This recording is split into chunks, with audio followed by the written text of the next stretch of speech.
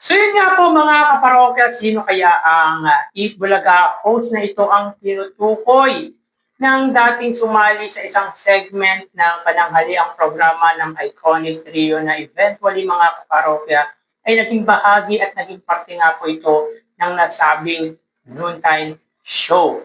So yun nga po mga kaparokya, sa isang podcast or sa isang interview ay tila ayon dito ay naka one night stand niya daw po di umano ang kasalukuyan or isa sa kasalukuyang host nga po ng pananghaliang programa ng mga legit Dabarkads. Yan ang ilan sa pag-uusapan po natin ngayong araw po mga kaparokya. Pero bago yan mga kaparokya, kung bago lamang po kayo sa aking channel, at kung gusto niyo po ng ganitong klaseng content ay makikiusap po ako sa inyo na pakisubscribe ang aking YouTube channel. Paki-like and share niyo na rin na sa gayon ay mas dumami pa po makapanood ng mga ina-upload po natin video araw-araw. Maraming salamat po at sobrang na-appreciate ko po kayo mga kaparokya. By the way, ako nga po pala si Mervin, the man behind Kaparokya TV. At sa mga hindi po nakakaalam, ang kino-content po natin ay ang butihing Mayor Vico Soto at nagka-conduct din po tayo ng online viewership ng dalawang pananghaliang programa dito sa bansa. Ang It's Showtime at ang Eat Bulaga.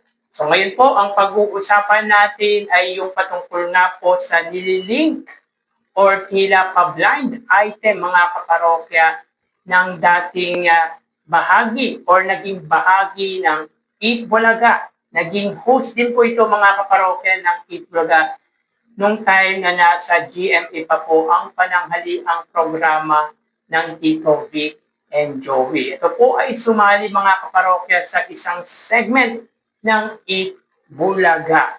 So yun nga po mga kaparokya, sa isang podcast or sa isang interview ay binanggit nga po nito na may naka one night stand daw di umano ito na kasalukuyang host ng Eat Bulaga.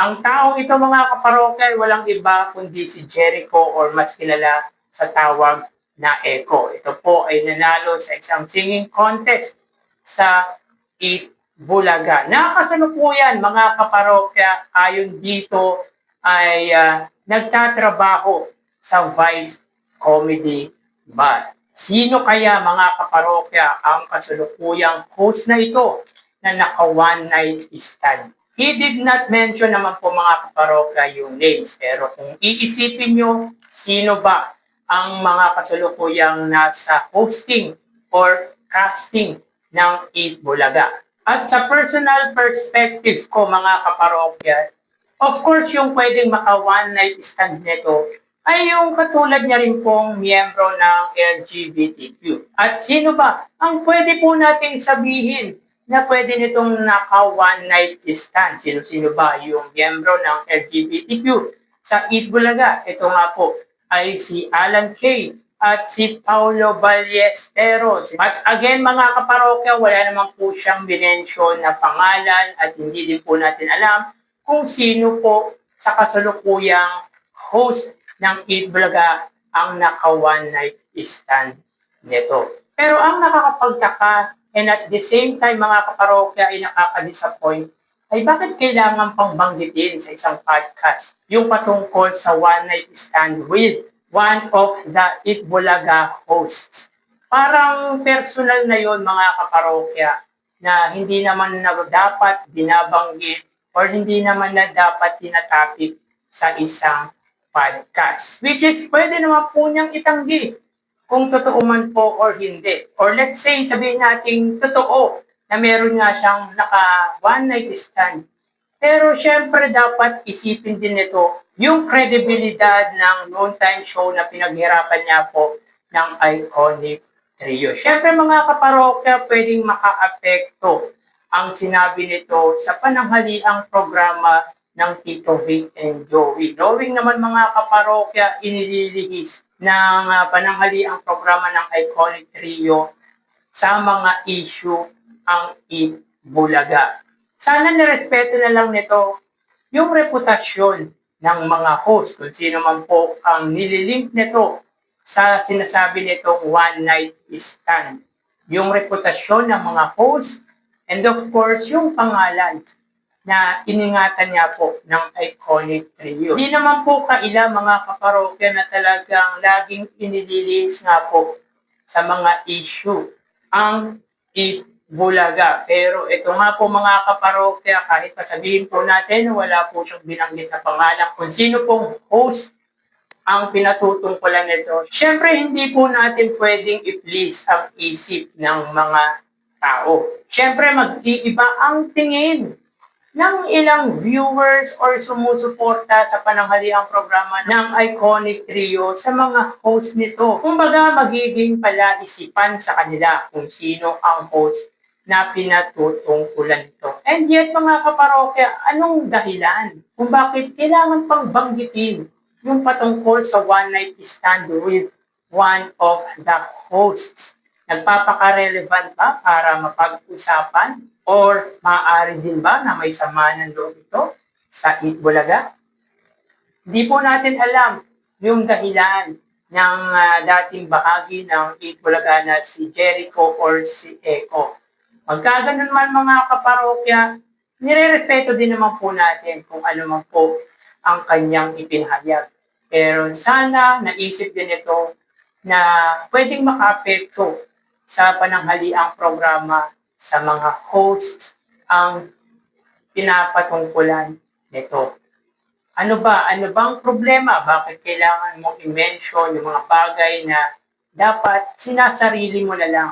Kumbaga, you have to keep a secret, lalo na kung makaka-apekto ang sasabihin mo sa isang tao, lalo na sa pangalan na talagang iningatan ng Tito V and Joey. Samantala, mga kaparokya, in-interview din po sa isang radio or sa isang radyo ang Bulaga host na si Karen Aistro. May binunyag siya sa isa sa mga host or dalawa nga po sa mga host ng Bulaga na sobra daw na naging close niya. Kumbaga, maituturing na kaibigan, ate at tatay nga po ang mga kasamahan nito sa Bulaga.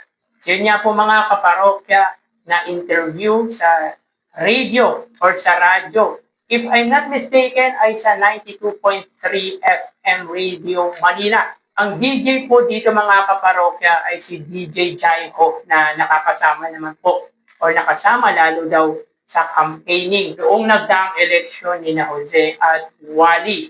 At kilala rin po mga kaparokya na DJ nga po itong si DJ Jaiho. At yun nga po, sabi ni Karen Aistro ay ang pinaka-close na Bulaga host or co-host nito ay walang iba kundi si Miles Ocampo na talagang napakabait daw at maituturing niya raw po na isang ate at isang tunay na kaibigan. And of course, si Wally Bayola na talagang nandyan para suportahan siya na maituturing niya rin pong isang ama.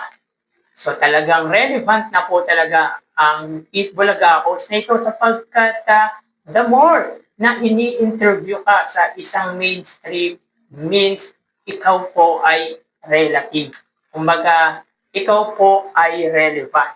They wanted to know more about you. Gusto nilang alamin yung personality mo at yung patungkol nga po sa iyo. Well, hindi naman na po kailayan mga kaparokya na talaga naman pong unti-unti na pong nakikilala si Karen Aistro sa tulong nga po ng noontime show ng iconic trio na Bulaga at talagang sinusuportahan at talagang ginaguide din po ng Bulaga ang isa sa pinakabatang host or sabihin na po natin pinakabatang host sa pananghaliang programa ng mga legit Dabar Cards. And based on our observation when it comes sa hosting nito ay very improving po talaga si Karen Aistro. Hindi na po siya intimidated sa mga co-host and of course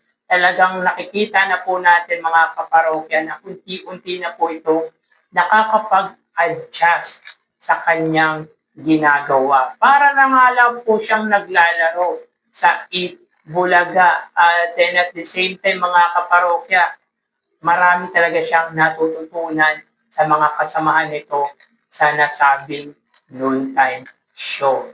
And I think, mga kaparokya, in the near future, mas bobongga at talagang mag-shine pa po ang karir ni Karen Aistru. Bigyan lamang po ito, mga kaparokya, ng kahit isang teleserye sa TV5 since under contract naman po ng TV5 ang Eat Bulaga. Nang sa gayon ay matry natin yung galing nito sa pag-arte. Or kaya, mga kaparokya, pwede po siyang isama sa isang sitcom. So sa mga viewers ng Eat Bulaga, gusto nyo rin bang makita kung paano umarte ang Eat Bulaga host na si Karen Aistru? At sa palagay nyo, mga parokya, sino kaya ang Eat Bulaga or kasalukuyang host ng Eat Bulaga ang pinatutungkulan ni Jericho or Echo? Pang-comment naman po, mga kaparokya, sa comment section ng video na to ang sagot or opinion ninyo. So hanggang dito na lang po tayo, mga kaparokya. Magsiingat po tayo palagi. Thank you and God bless.